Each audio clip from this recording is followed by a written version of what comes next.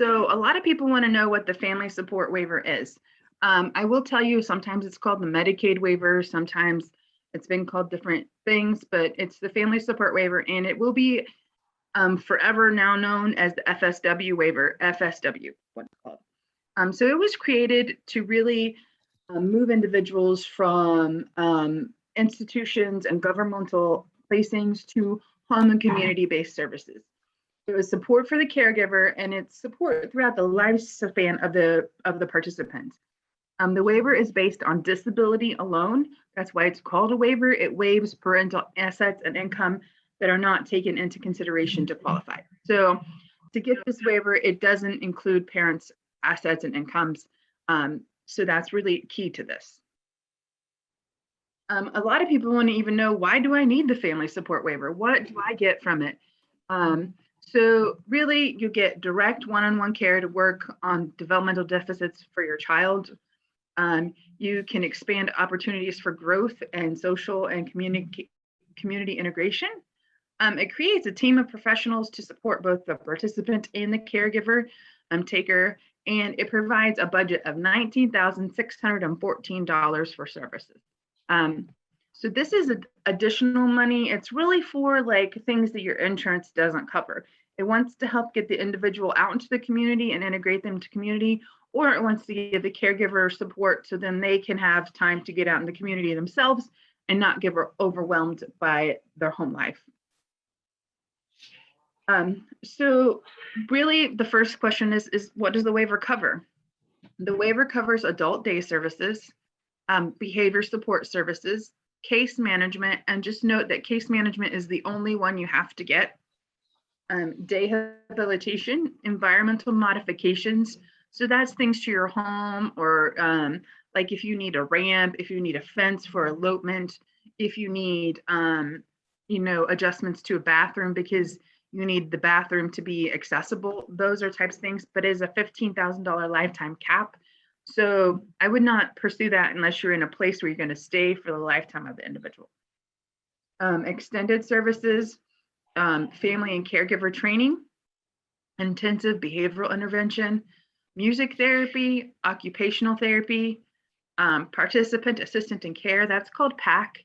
And that means that they take the individual out into the community or into the home, and they try to integrate the individual into the community and learn things at home. So for just a quick example, my son uses PAC, and they go to youth group at church.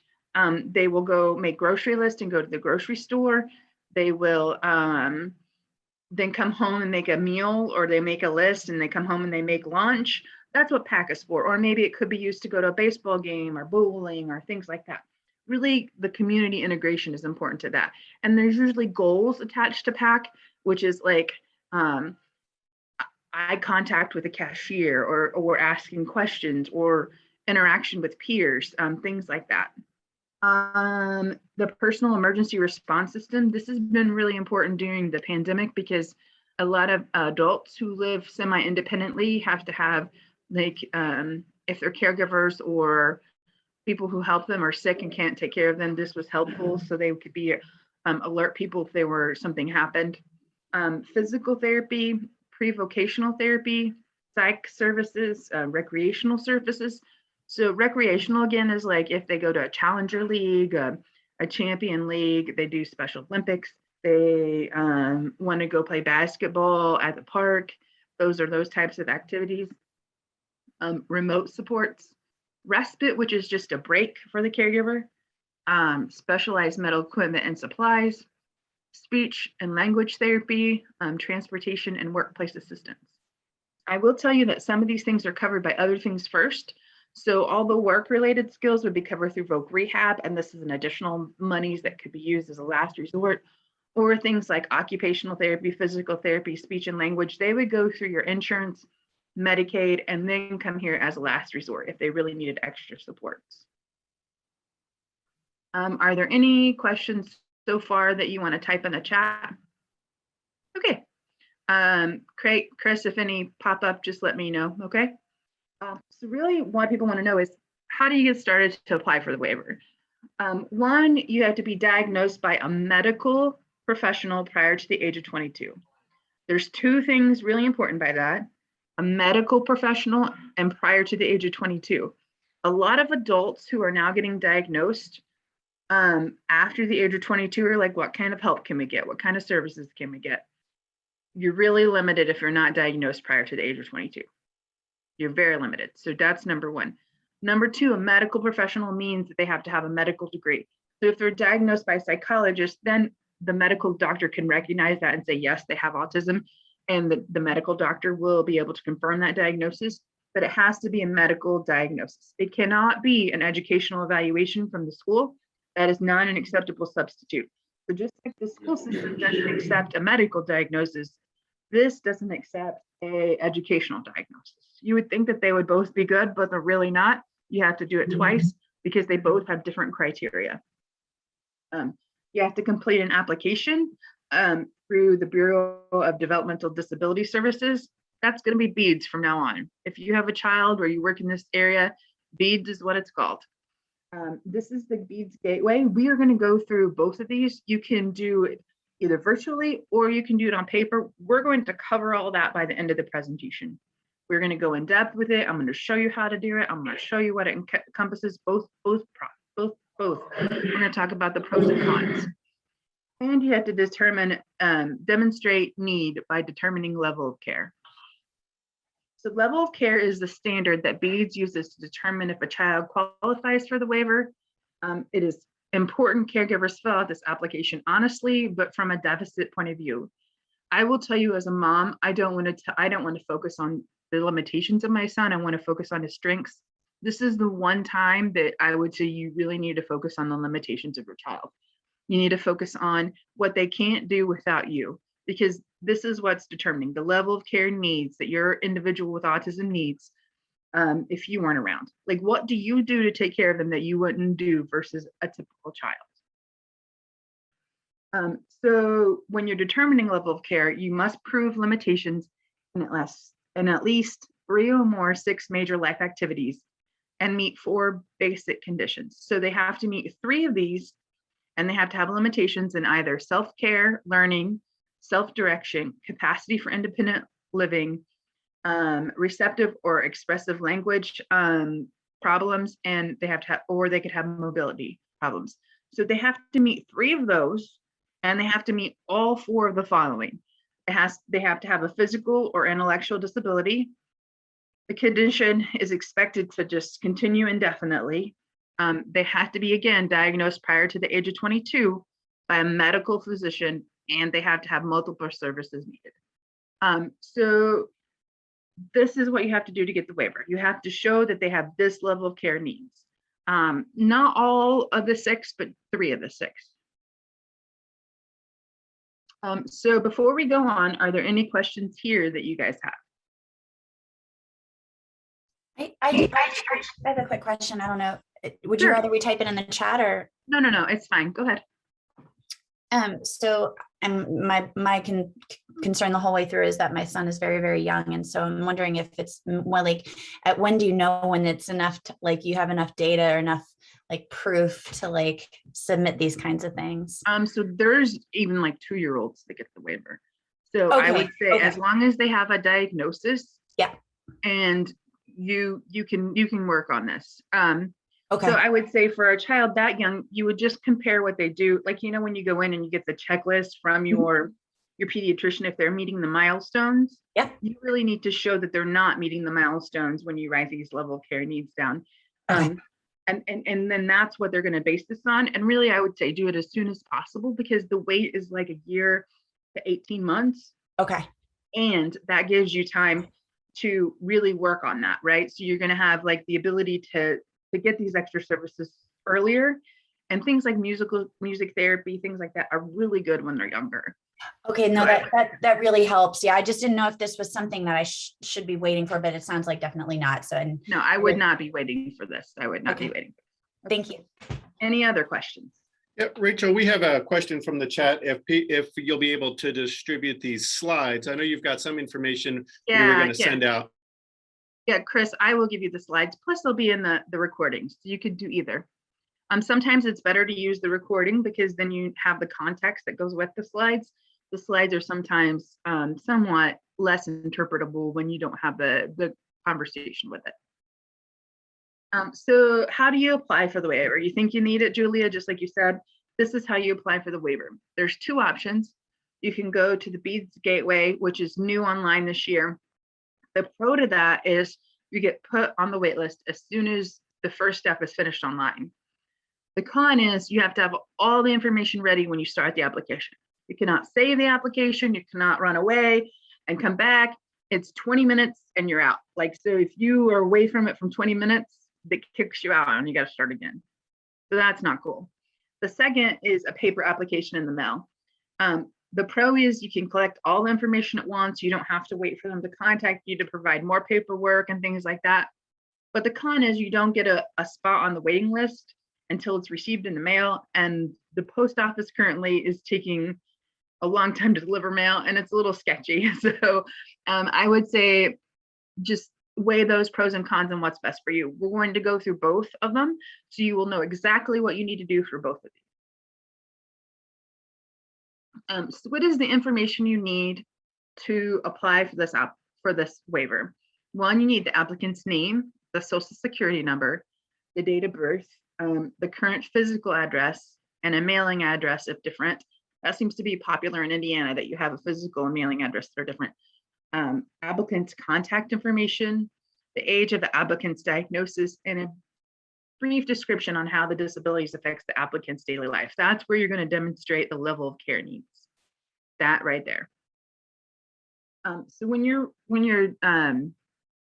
describing how the disability affects their life, you can either do like, if you're doing the written application, there will be like a really little box. And in that real little box, you can write "see attached" and just do a whole nother paper to write the level of care need your child has. You know, it could be bullet point or a paragraph form. And you want to disclose behaviors and concerns that are not developmentally appropriate. And keep in mind that this could look different for every child and changes with age. Here are some examples of deficits. My child has limited speech or echolalia.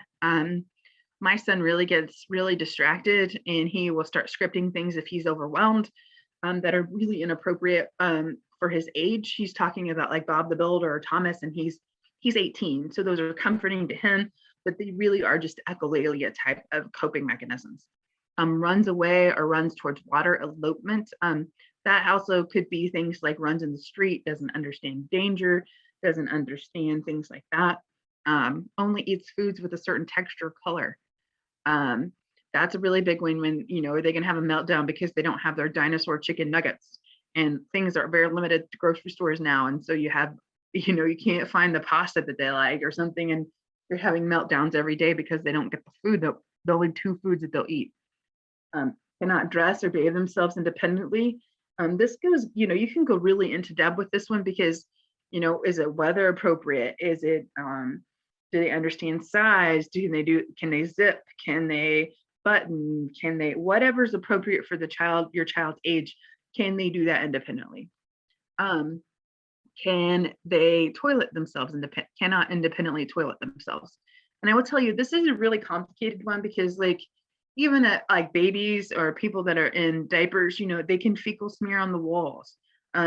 Or you could have, you know, individuals not being able to wipe properly and they're adults. So this could span a lot of different things. Hits, bites, or is violent with others. Has a meltdown when things don't go their way. And really describe what that looks like. Doesn't recognize dangerous situations. For my son, when he was little, he didn't really understand that the street was dangerous, or that hot water could be dangerous, or the stove was dangerous. Now it's a little bit more about manipulation. Like, will adults try to manipulate Luke into doing, or peers manipulate Luke into doing things that are inappropriate for him, or could put him into legal problems now. Acts inappropriately with strangers. My son doesn't know a stranger. Everybody's his friend, and he will talk to anybody, and he will talk to anybody in a grocery store.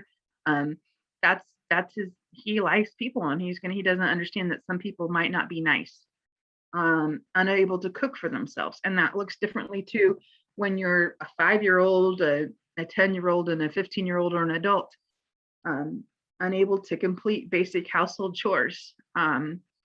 and doesn't understand the concept of money. And that one is a really big one, especially if you're looking at older individuals, because not only does that mean like counting money and identifying money, but that means also, you know, money is used to get goods and receive goods, and you have to work for money, and it's not just on a plastic card that's magic, that the money is magically on the card. Like knowing that you have to work to get the money to put in the checking account that goes on the card, and you have to pay bills. That's kind of, you know, money concept grows when your child grows. And so you have to say, is it appropriate for my child at this time? Do they understand the concept of money for the age that they're at? Are there any more comments there, Chris? Nope, not yet in chat. Okay, good. So if you're going to mail in an application, the next steps are make a copy of the application. We're going to go over that again. I would say if you have a special needs child, copy everything, keep everything. Do not mail anything or give anything to anybody unless you have a copy of it for your records. And you'll mail the application into the BEADS office, and you'll have, BEADS has like 30 days to set up an intake interview, and your child will be asked to attend. They used to come to your house. They are not doing that yet. So they're still doing virtual visits. So they would just ask to see your child on a program like this. And then on the BEADS gateway, if you're applying that way, we're going to log into the website. And again, you're going to get this presentation to see. You're going to complete the application, and at the end, you're going to print the confirmation to keep for your records. And then you wait for an additional information request from BEADS, and that will be within 15 business days. So they'll call you within 15 business days and say, hey, this is what else we need to finish your application. So we're going to go through the BEADS gateway tutorial. We're going to go through every screen. We're going to work through it. I'm going to use my little highlighter here. I'm not super great at that. Just know that I'm not the best, but we're going to work through it together. So right here is the first one to worry about, and that is who's filling out the application. If you are the individual with autism, you would click, I'm applying for myself. But if you're applying for your child or you're an adult with autism, you need to say, I'm helping someone who is applying. And what is the name of the individual applying for the service? That is always the person with autism. They want to know the social security number. That's right here. Some people have tax ID numbers. That's also an option. If you click down the date of birth, they're going to want that. And they want to know if there's someone legally designated to help that individual make decisions. So that is if they're an adult, is there a guardian, is there a case manager, is there a social worker, is there somebody helping them make decisions? This is where you would put that in if they're already over the age of 18. Then it wants to know legal representative's name. So again, that is if your child is under the age of 18, or if you're the guardian for your individual, you want to put that information in here. And then wants to know the relationship to the applicant. So again, if you're the parent, a grandparent, there's lots of different options. There's a lot of different options for people being the legal representative of an individual with special needs. Then it wants to know the legal representative's current address, and if your mailing address is different than the applicant's. And it wants to know if the legal representative, I did that one, the phone numbers and the email for the legal representative. These are pretty easy things to get through. And then it wants to know the preferred language. This is really important if the individual doesn't speak English, because they can provide a translator for all the meetings and things that you might have. So if your primary language is Spanish or Burmese or things like that, they can really work on getting a translator to help you with your interviews. Then it wants to know if there's a second legal representative. So if you are married or you have a partner who's also a legal representative for this individual, you want to put their information in there also, because they won't be able to contact them or talk to them if you don't do that. So if something happens to you, like if something happens to me, my husband wouldn't be able to go in and help with these situations or help monitor him without a lot of legal problems if he's not on the application and information from the get-go. Then it wants to know if the applicant lives with you, if they're at the same address, and they want to know where they live. So do they live with their parents? Do they live with their grandparents in a group home, things like that, and the applicant's address. The applicant's phone number. Again, if this is a minor, I would not necessarily put this information in if they have their own, if they're a teenager, because they might get phone calls or emails that they might not be able to answer appropriately. And then they want to know if they have Medicaid. This is important because traditional Medicaid comes along with the waiver, and we're going to talk about that soon, but they'll want to know if they have a Medicaid number already. And then again, here's the age. What age are they diagnosed with autism or a disability? It has to be prior to the age of 20. Super important here. And wants to know if they're receiving vocational rehab services already. I will tell you, vocational rehab services is to help individuals with disabilities learn about employment and jobs. So when an individual reaches the age of 14 and they start to have transition meetings in high school, or maybe even middle school, you would start talking about vocational rehab and getting them involved in the process. Because they help the individual do like testing to see what jobs might be good for them. They help them job shadow. They help them job coach. So vocational rehab is really supposed to be the first line of defense for employment. And then maybe the waiver would be like way down on the list to help with those if they need additional support. And then this right here is where you're going to determine level of care needs. This is the LLOC, right? You get 1,000 words right there. So note that you can always add more to this later when they call and say we need additional paperwork. You can put more in this area if you think that this 1,000 words isn't enough for you. But this is where you want to demonstrate my child's deficits are, and then put them out there. My child needs me this much in the day. I really went with the approach of what do I do for my son that I don't do for my daughter during a day? I compared the two, and I went down and I was like, okay, well, I have to wake up Luke, and then I have to remind him to get dressed. I have to say, let's look at the weather. Is it warm or cold? Should we wear a jacket? Should we wear pants? Should we wear shirts? Things like that. Then I have, picture charts on the wall that say, do you brush your teeth and wash your face and brush your hair and go through all those things that he has to do in the mornings. When he was younger, it was like each step in that process was broken down into their own charts. So we go through that. Then we talk about breakfast and can he medicate himself? Can he take his own medication? Does he know how to do medications? Would he be appropriate for that? That's always, just last week he took my medicine instead of his. And I put his in the same place, and I went to the bathroom. I came back and he'd taken the wrong medicine. Luckily, I was just mostly was vitamins. So I just had to give him more of his medications. I don't take any medication, so it wasn't a big deal, but I was like, that was scary to me to realize he still doesn't understand that his medicine is his. So, those are the things that I would put in there. What is different that you do for him that you wouldn't do for other children or her, and just go through the steps. The applicant's gender, applicant's marriage status, and if they're a student, they're going to ask like what grade they currently completed. It goes to like elementary to like 8th grade and then high school. So, it has all the ages there. Then wants to know what ethnicity the individual has. And then it wants to know the language preferred. Again, this is just for like, do you need a translator to get through this process? This right here is really important because this is where you get to check what you put in there, right? So you can go back to each section. If you see something like, let's say you put in the wrong social security number by accident, you can edit the section right here and you can go back and change it. This is the last chance to do those things. So you can go back and do all these things and check to make sure you have what you have in there is correct. Right here is where the disability affects daily life. Again, that's determining the level of care, which is super important.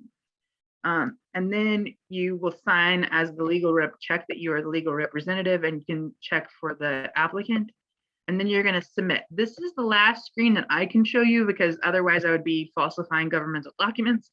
But if you hit the submit, you'll get a confirmation page and you can print that out. This is super important to print that out so it saves your spot on the waiver. So this is the last step that you can go. Once this is done, you are done with this application, and they will call you back for more information. Just note that you need to print out the next page and save it for your records, because let's say they don't call in 15 days and you're like, I submitted it and here's my confirmation and this is the time I should be on the list. Just note that so you have that in there to save for your records. I can't do that because my son already has the waiver and I just did this. I made it up so you guys could see what it would look like. So you finish the application. Now what happens? BEADS is going to contact you within 15 days and they're going to ask for some supporting documentation. So they're going to ask you for some doctor's paperwork that they want the diagnosis from the doctor. They want everything you have to prove that your child has autism and has these needs. So like IEPs, therapy records, anything like that. That's what they're going to want. You can heavy load that information with them when they ask for it, so then they don't need more information later. And I would recommend you keep copies again of all the paperwork always. Are there any questions right now? I actually just typed in the chat. I'm curious if the doctor that diagnosed my kid is the qualified doctor like you're asking about, or if I need more. I didn't know if you could tell me based on their degrees that I just listed there. Okay. I can just tell you it's PSY.D or HSPP and licensed clinical psychologist. Probably not. Okay, so but you don't have to get a new diagnosis. You just need their pediatrician to say that they have autism also. So, all right, so then that's great. I will do that. Thank you so much. Yeah. So you've been targeted for the waiver. Question real quick, Rachel. Yeah. Yeah, I know. That the information that they're going to ask for, is that going to be written or is it going to be digital? Like if I do this online and they ask, it will all be written. It will all be written, Michael. You will learn this about any government agency. Everything needs to be print and paper. They will not request anything digitally. Okay, so then I'll have to. So when they request this additional information, they're going to say send it all here and case numbers and all that kind of stuff.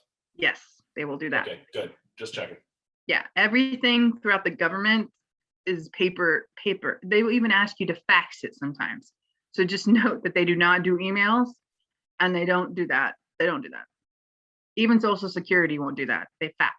So fax, like old school fax. I don't even think I can tell you that again. They fax. So what happens if you've been targeted for waiver? I will say after the initial interview, you'll have an intake interview when you've been targeted. This is taking 12 to 18 months from the application date. There are two exceptions to this. One, if you are active or retired military, you jump to the front of the list, or if you reach the age of 18. So let's say you started the waiver application, your child was 17 and they turned 18 in the middle. Before they've been targeted, they will get the waiver. Or let's say you're applying and you're already over the age of 18, you'll jump to the front of the list. You'll get state approval of the waiver, and then you will get a pick list of case management companies.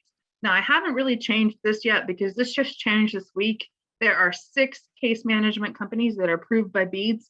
There used to be a lot of case management companies, and they're really figuring this out this week. They just announced they're going to six case management companies. So I'm going to tell you about that, but please note that my slides are a little bit different because they just announced this week and there's only 6 companies. So you will get a pick list of the 6 companies that they have. I would recommend that once you choose how to choose a case management company is to talk to parents in your area. 1, special needs parents in your area. 2, call them and see if they answer your questions quickly and efficiently, or if they send you to some voicemail and nobody calls you back appropriately really quickly, because that's probably going to be the culture of that company from the get-go. I will say right now they're going through a huge transition because they have to absorb all these other clients that are with other case management companies. And so they're having a hard time doing that. The case manager manages the budget and manages the plans that help with the waiver. So just be real careful about that. And some companies are really good in certain areas because they have great case managers, but then they might be really bad in other areas of the state because the case managers are different there. Or not really bad, but just not what would be good for you. So just note that they're different in different areas. That's why I say like one case management company could be really good in Fort Wayne, but then in Indianapolis, it might be different because the case managers are different there. Than in Bloomington, they might be really good again. So just really talk to the people in your area about what case management companies they like, because that means that you would learn more about the case management managers in your area. So how do I choose services from that list of all the ones we talked about? First, there's a DDRS manual on the BEADS website. I'm going to tell you, it's complicated. Very, very complicated, but you can get it and you can read it if you enjoy that. But you really need to work with your case manager to determine the appropriate services your child needs. So, you know, what your child needs when they are younger, when they're older, that is changes and it flexes. And they will budget for the services.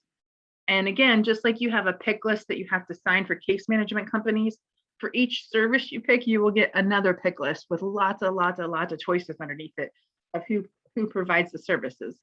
And then again, you need to call them or ask around who does it best in your area and who has openings and availabilities, how long the wait lists are. So you might have to wait for the waiver, and then you might have to wait a spot for services because the service providers are overwhelmed also. And then you're going to hire the providers, which means you sign the pick list and you return it to your case manager. That can be done digitally. And then they will set up the budget for that. And then you try to begin services around your schedule. I will say that being flexible means you get more services. If you're really stuck that you only want services on Fridays and Saturday nights, I don't know how realistic that is. So I also want to say that the budget is like a pie, and the pieces of the pie can change in size and varies with the needs of your child in different times. So like, let's say you have a little kid that wants music therapy and then you just need respite, you know, that they could take up half the pies with a little bit going to case management. But then when they get older, you might want them to do PAC, which is getting them out more in the community, or recreational services. And so it's very flexible. The pieces of the pie can change and mold to what your child needs within that $19,000 budget. Now we're going to talk about the Medicaid that comes with the waiver. And this has been the most beneficial for my family. We have a really high deductible insurance. And so this has really saved us financially. So if you qualify for the waiver and you get the waiver, you now qualify for Medicaid disability or traditional Medicaid. Lots of people refer to it different things just when they were introduced to it. It's based on the disability and not parental assets and income. Again, they are waived because it's a waiver. That's what that means. It covers everything that Medicaid typically covers, plus more usually. So like if you already have Medicaid, you might be approved for more PT visits or more speech visits. It can be used as the primary insurance, the secondary, or the tertiary coverage. So this is really where it gets really cool. So we have Anthem insurance. That's my husband's insurance. And then it goes bills like Luke's ABA. It's like $9,000 a month, right? So in January, we have super high deductibles. So we have like $8,000. We would have to owe $8,000 to the ABA center first month of the year. Well, what happens is the ABA center bills for the ABA for my son to our primary and is applied to our deductible. And then it's applied to Medicaid, and Medicaid pays the rest. And then we don't have to pay anything. So it takes the money off the deductible and it applies it to Medicaid, and we don't have to face that out-of-pocket cost. This is super, super helpful for my family because my son also has epilepsy. And so we have a lot of expensive medications we have to do. This is just an amazing benefit for this for us, because we would never be able to do anything if we didn't have this benefit to help cover some of my son's medical needs. The participant would not lose coverage because of a financial situation if they're under the age of 18. So you know, if you get a better job, if you get a pay raise, you're not going to lose the Medicaid that comes along with the waiver. And really, what if you're not happy with your service? I want to really, maybe I stop and ask, does anybody have a question about the Medicaid? Okay. So what happens if you're not happy with your services? Let's say you pick a music therapy group and you really don't like them. You don't like the music therapist. They are hired at your discretion, including your case manager and your case management company. If you want to change your provider of service, you can at any time. And it's your case manager's job to carry out those changes and figure out the budget related issues. So if you don't want to deal with your music therapist, you're unhappy with what they did or how they're working, you tell your case manager, they figure it out. And then they'll give you another pick list if you want to keep doing music therapy, and you just buy a different one. But if you are unhappy with your case manager, you have to go to BDDS and ask for a pick list from them and then work your way down. What if our needs change? And I want to tell you that the waiver really grows with your child. So it's meant to help you, meant to help you with the needs that your child needs at the age that they're at. So again, like I'm talking about those pieces of the pie and what your child needs, it is ever evolving, and you don't have to keep your budget the same forever. So, you know, if you want to do respite and then you want to move to PAC, or you want to move to music therapy or recreational therapy, the budget changes and each thing costs different, so you can get different amounts of everything depending on how much they can bill for that. So note that an hour of music therapy and an hour of recreational therapy or hour of PAC, hour respite, they're all billed at different amounts. So the hours you get will not be the same. You will not get the same amount of music therapy as you would respite throughout the year. And I really would prefer, you know, this is so you can get help that's outside of medical billing. So like try to do things that you're not able to get on traditional insurance. And I'm going to tell you, this is really important too. What happens when your child turns 18? This is when everything changes. One, guardianship, or you either have to have guardianship or power of attorney to help your child with these services, or the control of the waiver and the services are transferred to the participant, and they're no longer allowed to discuss it with you unless like a paper, a release of information is signed by the individual. That's pretty key. And the sole determination on whether or not they get to keep the waiver moves from level of care needs to SSI eligibility. So that means that in Indiana, we are 1634 state. That means we get additional funding if we're a 1634 state, but that includes a couple different things. One is the 22-year-old medical diagnosis, being diagnosed prior to the age of 22. The second one, major one, is that you have to have SSI eligibility. It's kind of fun to say. If you want to keep the waiver after adulthood. So if your child does not qualify for SSI, they will not get to keep the waiver or after this. So just note that you will have to apply. Now, the application for SSI is really long and difficult, and you probably will be denied a couple times. So you get to keep the waiver through the appeals, through the process of applying. Only when you are finished and exhausted with that, if you don't get SSI, you don't get to keep the waiver anymore. So the keys to SSI, which are really not great, is assets and income after expenses cannot exceed $2,000. So an adult cannot have more than $2,000 in their checking account or assets. That's pretty sad.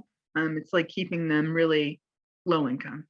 I'm not even low income, but like below poverty extremely, right? There are some help with that. If you do special needs trust and ABLE accounts, you can save money that way for your child, and it doesn't affect their income and assets. Those are the two exceptions: special needs trust and ABLE accounts. But the positive is that if you turn 18, you skip the waiting list and you get to go to the head of the waiting list. So now we're going to talk about the paper copy. to apply. This is what the paper application looks like, and it is on the website. So when you want to type it in, you can type in that address, that website address. It's right here. And you can do the paper application. Again, the positive is that you can front load all this information in there. You can put the IEPs, the diagnosis, everything in here at the beginning to show your child's level care needs. And you don't have to wait for them to contact you 15 days. The con is you don't get a spot on the waiting list till they get it in the mail. So that's the con to this one. This is the application, and really it's everything we talked about before. Applicant would be the individual with autism. It's going to ask some key things here. These are just basic information, but Social Security number. It asks for county of residence. That is not on the gateway. Medicaid number, if applicable. Ethnicity is here. Highest level of education. I talked about that 8th grade or less. High school levels. Those are types of deals. This is the applicant's housing situation, where they're living at currently. And guardian information would be the adult, right? And then this is the age first disabled, again, prior to the age of 22. And this is where you're going to determine level of care. This is a very little box, right? So this is where you put C attached and you write a biography about your child's level of care needs. But C is a little crazy, but that's what I do. And then it will say, are they having voc rehab services again? And then the signatures. This is the paper copy that comes. This is the application. This is the letter that you would send to your doctor. You put the date and the patient's name, and then you give this to the doctor. This is where you could do this to a physician's office. So you provide, the physician will fill this out, also confirming the diagnosis, like I was talking about earlier. And then they will fill out this part. For the consumer is the applicant, the individual with autism.